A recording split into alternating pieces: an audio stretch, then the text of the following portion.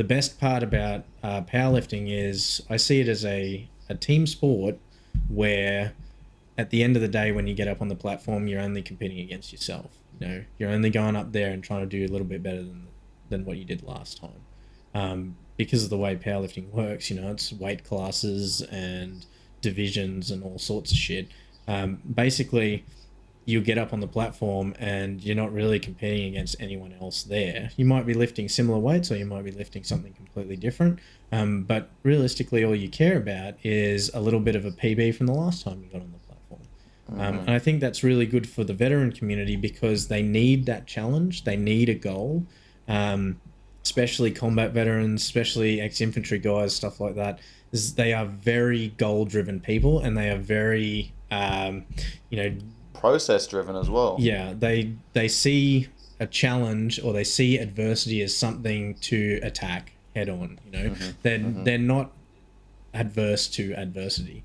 In fact, they tend to seek it out in some way or another after they've left the military, and a lot of the time that can cause some issues if it's not done in a healthy way.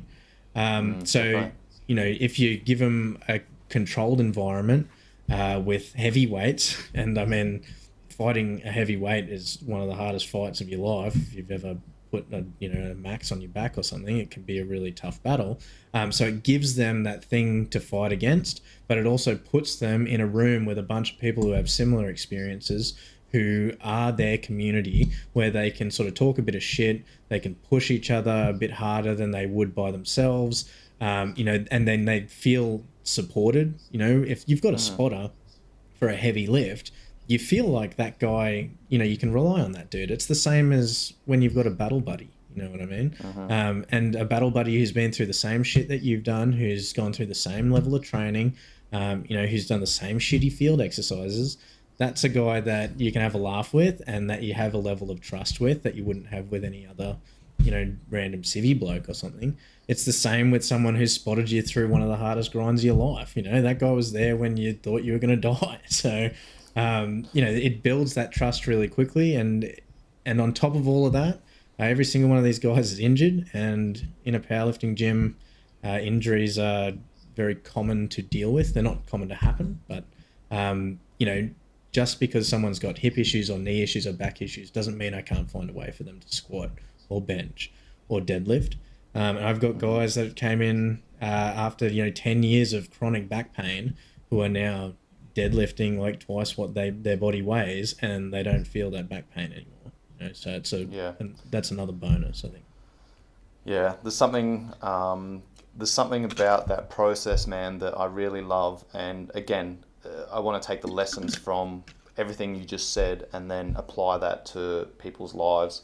You know, Powerlifting, it's objective, right? You've got to make this weight class and you've got to lift as much as you can, right? Like those numbers are there. They tell you whether you succeeded or whether you failed. And then you get your total at the end. Okay, you then take that away and you do an AAR. All right, what can I fix? How am I going to do that? What can I improve? How am I going to do that? What can I sustain? Maybe tweak a little bit. All right, and then guess what? You've got another date coming up where the next powerlifting meet's going to be. I know I've got 16 weeks. Cool, I'm going to reverse engineer that. A week out, I want to be here. 2 weeks out, I want to be here. 3 weeks out, 4 weeks out, I want to be here. Blah blah blah. So then you start setting these little checkpoints along the way. Okay, Yeah. how am I going to be able to get to that point? All right, I need to be doing this, this, this, this. Then you start going through your program. You start putting that together. You're looking at your nutrition. So again, like I love that process of being objective, because then you can structure, then you can plan, then you can start walking that path and then tweak and adjust on the way.